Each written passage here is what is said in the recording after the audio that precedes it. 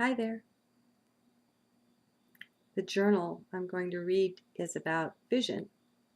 And somehow, when I think of vision, sometimes I think of the fly.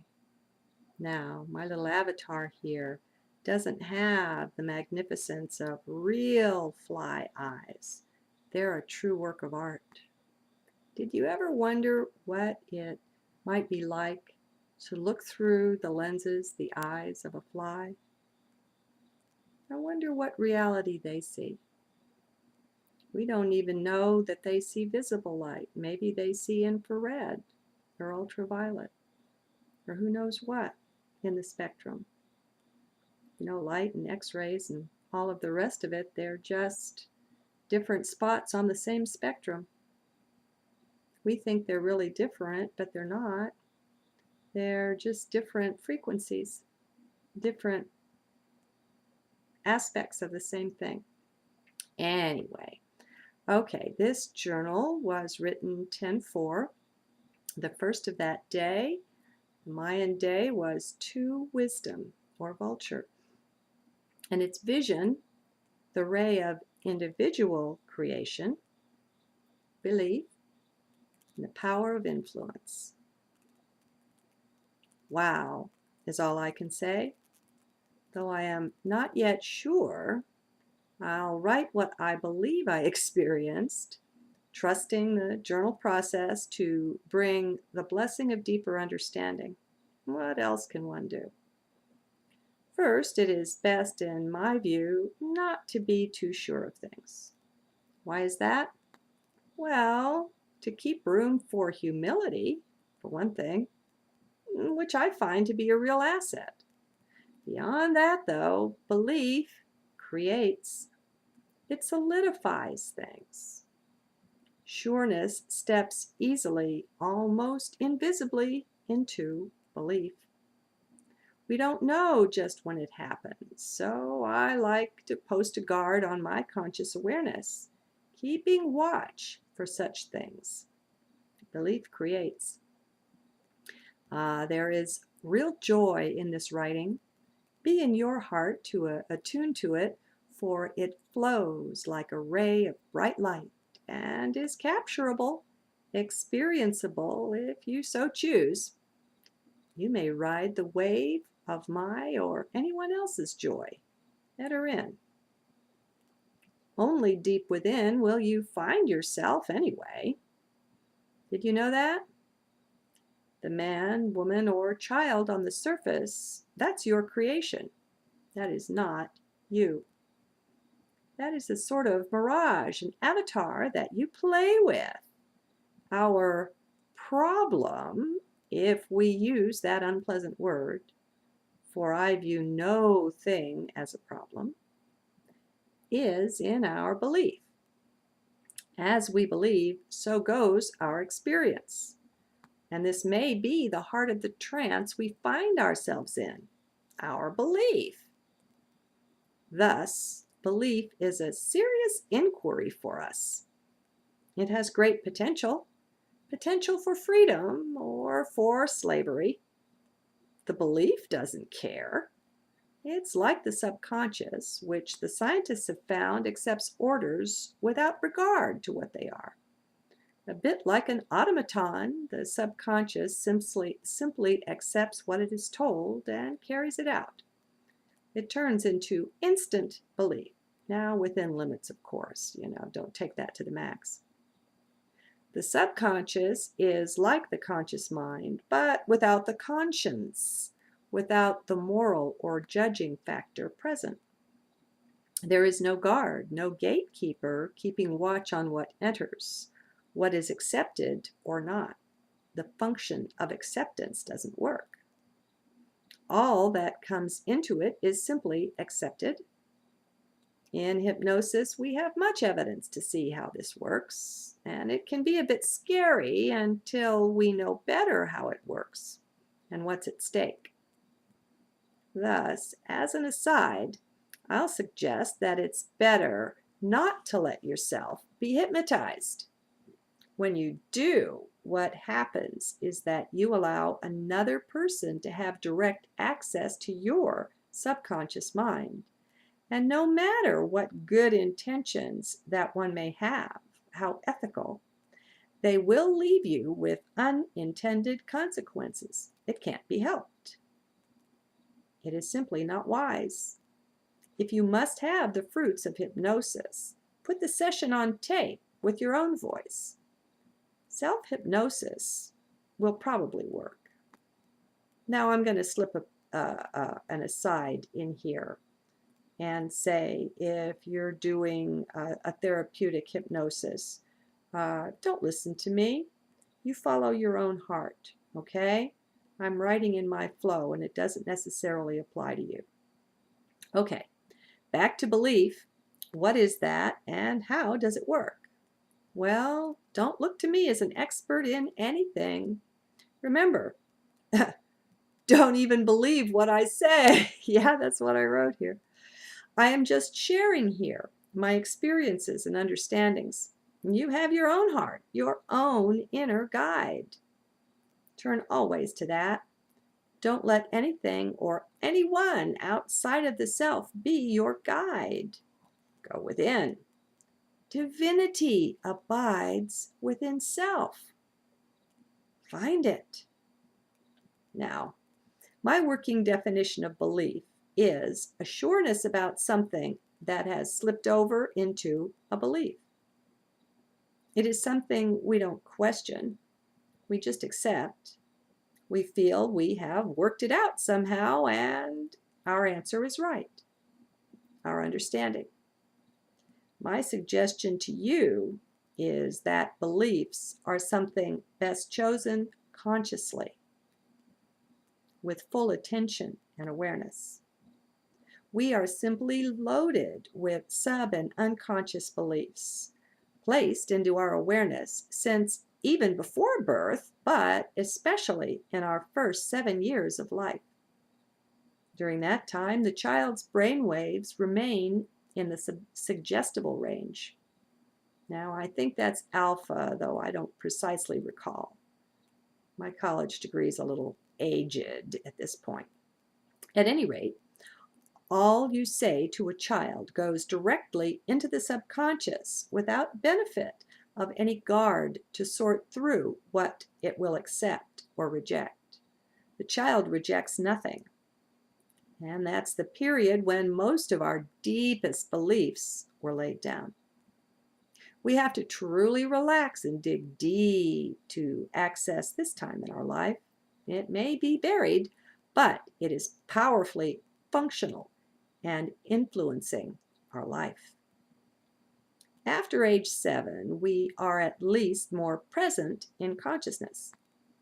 Our brain waves have shifted into the beta range, and we can stand guard over what enters, over whether it is accepted or not.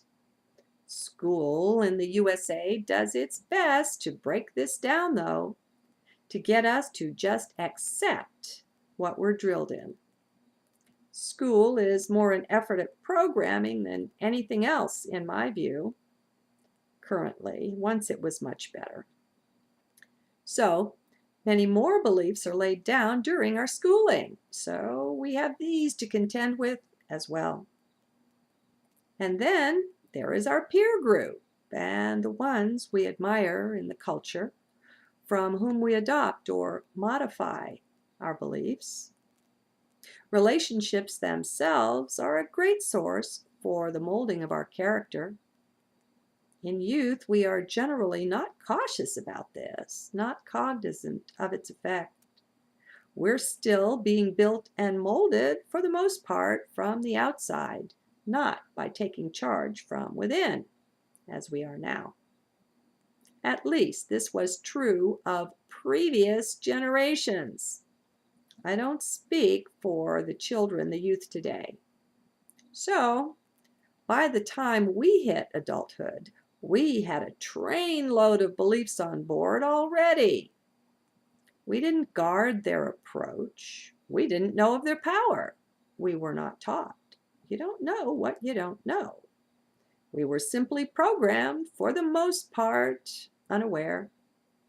That's the state most of us find ourselves in when we set out in earnest on our spiritual path. That's the main baggage we carry, our beliefs. And we still don't know their power. But we will. So, how open are you? How surrendered? How tightly or loosely do you hold your beliefs? Have you done any of the work of Byron Katie and discovered how every belief is truly a lie? She's an amazing woman with the power, if you will let her, to prove this to you with your very own beliefs. So, if you find self holding too tightly to beliefs, I prescribe an hour of the work to loosen that up. Won't take much more. Now, be in heart, please. Let go of the mind for this. Dive deeply inside to the fount of your own intuition, your center, to take this ride. You know how often I say that beliefs create? I tell you that you are molding your future, your very future, with your thought, most powerfully when thoughts turn into belief. I say this often with warnings not to believe in Armageddon, disaster, terror, and such. Belief creates. A certain amount of that stuff will come on the earth, but we don't have to increase it. And with our beliefs, our expectations, we can. Well, I have a direct experience and example now that to me is most precious, though it was painful. It really was. I came under the ray or within the sphere of influence of someone else's belief. It exerted such a powerful influence on me that I even questioned my own path for a bit. I wouldn't have believed this could happen this way had I not experienced it. But such are the risks of being so open. Now, I am still amazed by this. I'm just coming out from under the influence of this person's consciousness right now. It was a shocking experience, for which I rush to say how grateful I am. That which shows us ourself is priceless. And that's the kind of journey that is worth so very much. The one whose influence I fell under is a yogi who has given her life to her path. And she is dead serious about it, I can tell you, and has spent years under appropriate instruction, honing herself into line with her beliefs and understandings. Her focus is so powerful. I can hardly convey to you the power of such focused awareness. Well honed and well trained. It is mighty. That I can say. At least its influence on me was mighty. Moving on. So, the various formal yogas are or come with their own systems of belief. The Buddhas and sages who have carved them out have gifted the world with powerful teachings, no doubt. Still, it must be said that they all come with particular beliefs and angles of viewing, perspectives. They are most often rigid in their inner enforcement, which the yogi does willingly via much personal surrender. And this is just a part of that path. What you get out of this with the sincere, dedicated, serious student, well, it's almost a force of nature. The keen focus of this one's attention is that powerful. It is easily felt. They look at the world through the eyes of their beliefs. With their ability to focus and hone their skills, their beliefs create rather swiftly after their kind. What do I mean? How can I share this? It is so very subjective. Well, Here goes. The path of this particular yogi is one of mind, very strongly to develop all levels of mind. There is heart in it too, in abundance, yet the main thrust of it is clearly the mind. Thus, the mind is honed into an instrument that is concentrated, obedient, and a chariot the yogi is often carried on into contact with the divine. I invited the attention of this one in a personal inquiry about a point on my heart path, not realizing what close contact with such a one could be like. This person is beautiful and wonderful. I have nothing negative to say, so don't look for that. My big discovery is the effect of having such a one look at you through their set of beliefs, what that can be like. Altogether, it took practically a week to figure this out. My whole reality seemed to be shifting. I was seeing myself more and more from the perspective of mind. Now, for the path I have chosen, that's not so good. Mind doesn't approve, since mind is out of the captain's chair in my life. Yet here was mind, confronting and judging me and my ways. To say it was uncomfortable is putting it mildly. It laid me open. It made me over, or tried to. At times, it was hell. I had to question my whole value to life, my service, and the worth of it. Did it even have any worth? Was it useful to anyone at all? Was I just lost and not found as I had felt? And how could this be? Well, when one of your beliefs is that literally anything is possible, you don't reject such things. You sit with them. You give them a sincere, surrendered look. When you hold your own beliefs lightly, you are able to table them, to set them aside at least long enough to consider something else, an opposing view. This felt somewhat devastating, but I went along for the ride. At this point, I still didn't have a clue what was acting in my world, not consciously. I knew I was uncomfortable, even sad, but I didn't know why. I knew that this person was helping me as I had requested. I tried to remain as open as I could to what she said. It was hard. I had emotional reactions I had to work through. I had to see them as just my projections and let them go. And there were great opportunities to see self through another's eyes. I found pockets of ego that came out of hiding that required attention. More than just simple seeing was required before they would go. As I say, it was challenging. Fun, it was not. Yet I'm glad. I sit here in amazement. Time seems to mean nothing these days. What I've gone through in a week looks like something that would have taken several years. Now, I'm not finished with the refining, the growing, the assimilating of new growth. Still, I have enough of its essence that I get the overview, finally, of what's been going on, of what I have been through. You see, through her eyes, so focused by mind, I was found wanting in critically important ways. My mind was found to be dysfunctional, incomplete.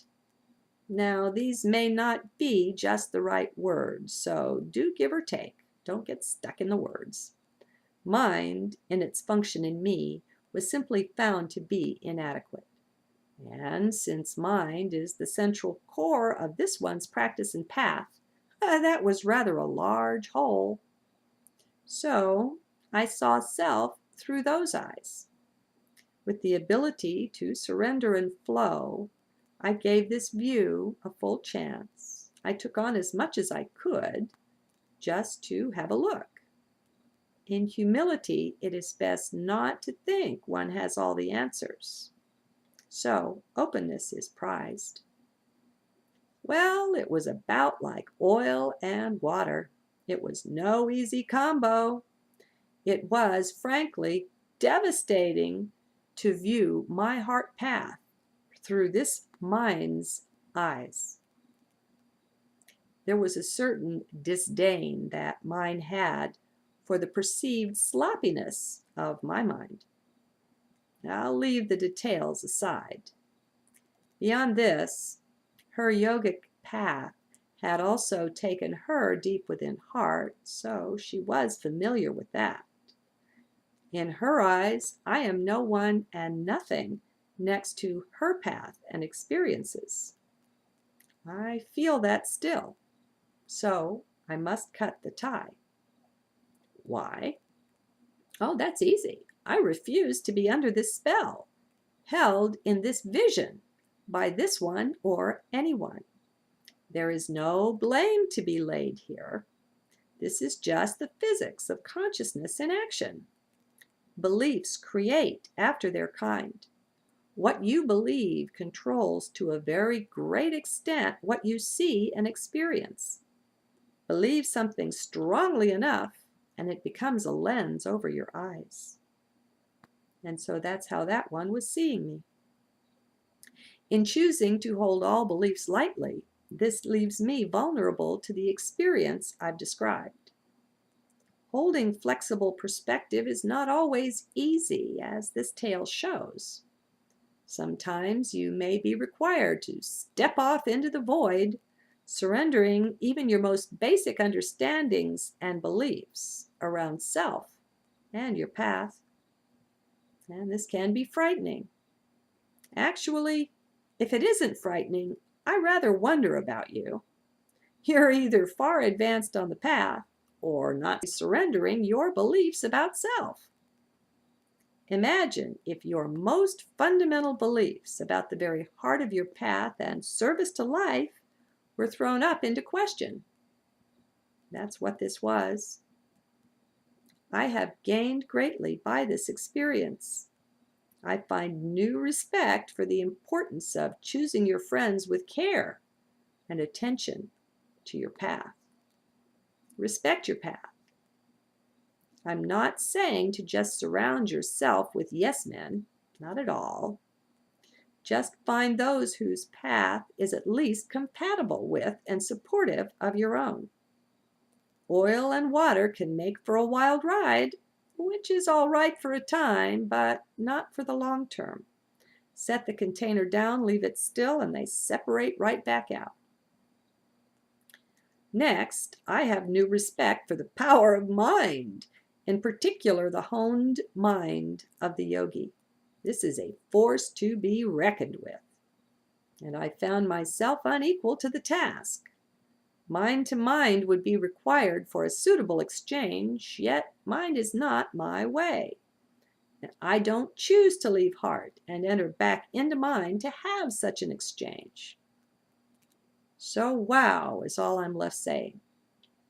Whether this journal will make the net or not, I don't know. I am frankly rejoicing, though, in what I have found, what I have learned, and what I am learning yet from this. It is quite liberating to have finally come far enough through it, which only happened as I arose this morning, to be able to see the larger picture. What has been acting was veiled until now. So there is a real joy of celebration as I write of my seemingly terrible journey through the last week or so. I have been under a burden, a heavy one of sadness, a weight. I couldn't identify it. I just knew it hurt. Surrender and surrender and surrender, and then trust and heart have seen me through. I don't know previously that you could so lay down the self concept really, and come through it this way. I didn't know that. I have been feeling so lost, as recent journals attest. Well, now understanding has come. clarity arises. Boy, what a dark trip was made. What else I came out of it with is an even stronger faith in heart and in source. One can really let go of so much, it's amazing. What is true will survive. It cannot be killed nor destroyed. I have come closer to a sort of void through this process than I have come before. I know I haven't fully entered the void yet. Maybe I haven't even come close. I don't know. One does what one can, and knowing this is enough.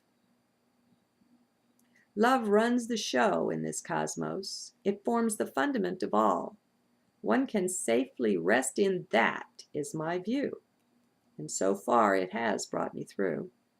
I am gratitude, shining so brightly right now. My heart fairly sings and soars with what it has found. Oh, my dear friends, finding out anything of true depth about the self, this is the rich prize. This is truly the gift of Source, too. It can't be reached for. It can't be willed into being. It comes when and as it will. One must simply be willing and ready for that knock at the door, willing to take whatever trip is required, willing to let go of it all. So you can bet I will be looking closer at things having to do with how others see me going forward. I have a new depth of understanding around this. How do I feel about my path now? I'm still a toddler in many ways, and in others I am not. It will likely always be so, don't you know, what with eternity and infinity as our playground. Someone is always ahead of us in this or that, and someone else behind in other things. We form one beautiful whole, flitting and floating about in relationships to the other aspects of self formed by other beings. Ain't life grand? Oh, and P.S. What of the yogi in question? Do I feel the need to share with that one? No, I do not. I have no need to try to convert or to shine some supposed light for that one or anyone.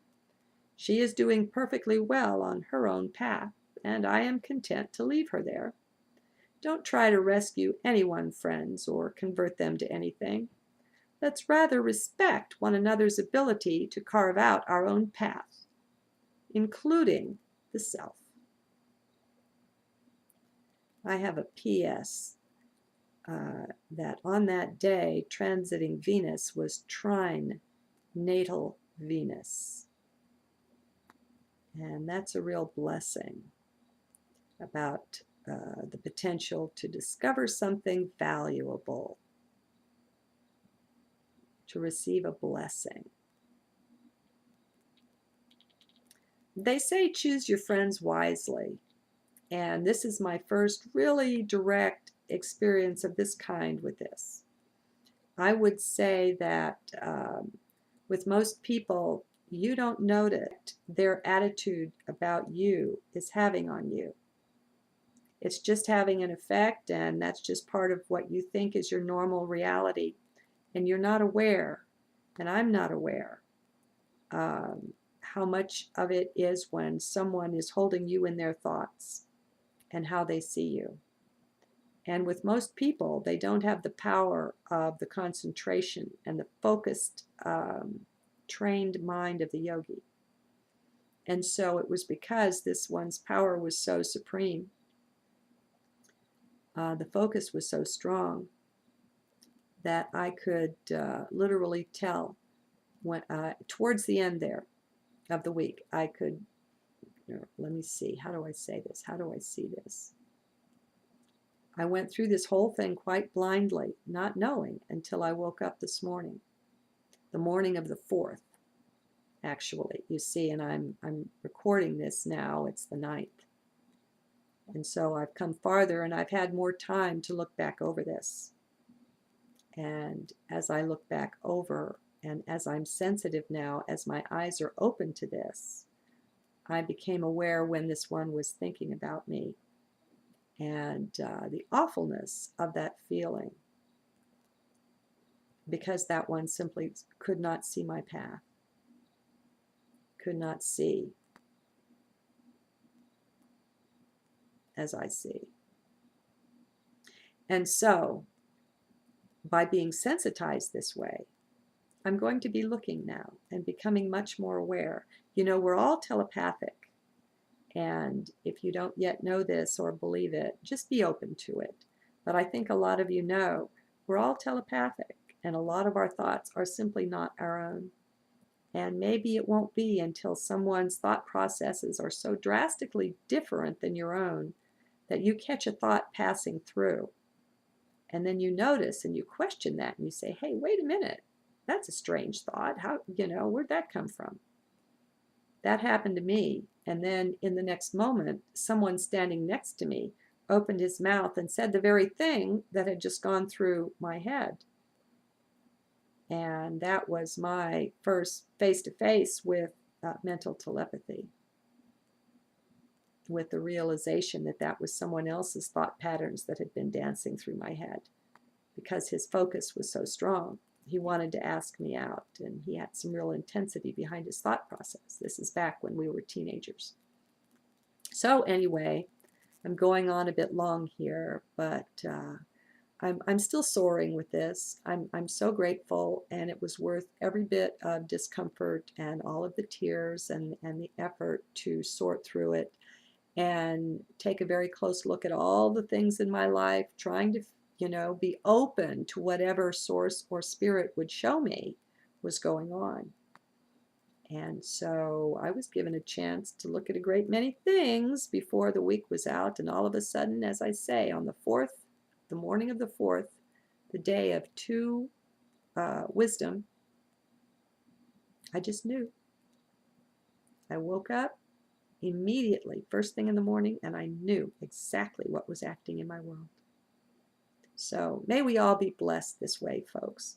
May we all be open and more open to seeing the self from all kinds of perspectives. Look at the learning, the gaining, and the growth that I have drawn from someone else's perspective of me, a perspective I don't even accept. And look at the blessing and the benefit that it's brought. I mean, you couldn't pay for that. It's so precious. So have a blessed day. See to it. Make the determination. You are blessed. Bye-bye.